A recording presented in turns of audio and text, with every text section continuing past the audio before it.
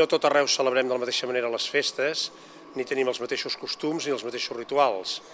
I Catalunya en aquest sentit és un país molt ric de tradicions i el que es tracta és de ponderar-les adequadament, sabent d'altra banda que moltes són compartides amb altres pobles del món i que a més històricament no han estat fixades d'una vegada per sempre, sinó que són subjectes a les influències que es reben de fora.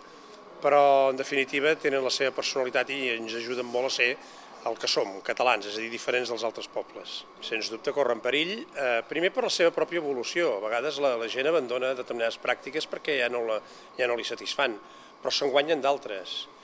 El que sí que és evident és que hi ha una mútua influència i que el que no podem pretendre és que les nostres tradicions no estiguin alterades per les circumstàncies exteriors. Per exemple, la manera de celebrar el Nadal, nosaltres tenim elements genuïns de Catalunya, nosaltres fem cagar el tió, nosaltres celebrem els Reis molt especialment, la Diada de Reis, etc. Però en canvi circulen per Catalunya el Papà Noel, hi ha l'arbre de Nadal, que és un costum que ens ve dels països del nord d'Europa, etc.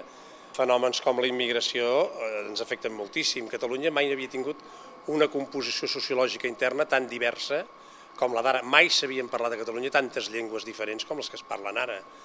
Per tant, pretendre que això no té algun efecte sobre la nostra manera d'entendre el món i de viure les coses seria absolutament il·lusori, per tant sí que ens influeix. Però jo tampoc m'espantaria més del compte. Per exemple, s'havien perdut molts costums i moltes tradicions que ara s'han recuperat. Hem de ser bel·ligerants a favor de la defensa de les nostres tradicions i que, per tant, el nostre patrimoni, si l'abandonem, es morirà.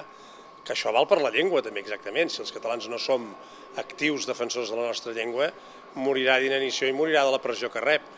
Doncs això val pels castells, val per les sardanes, val per tantes i tantes coses d'aquestes que configuren el nostre patrimoni tradicional. Hem de ser actius, vigilants i defensors.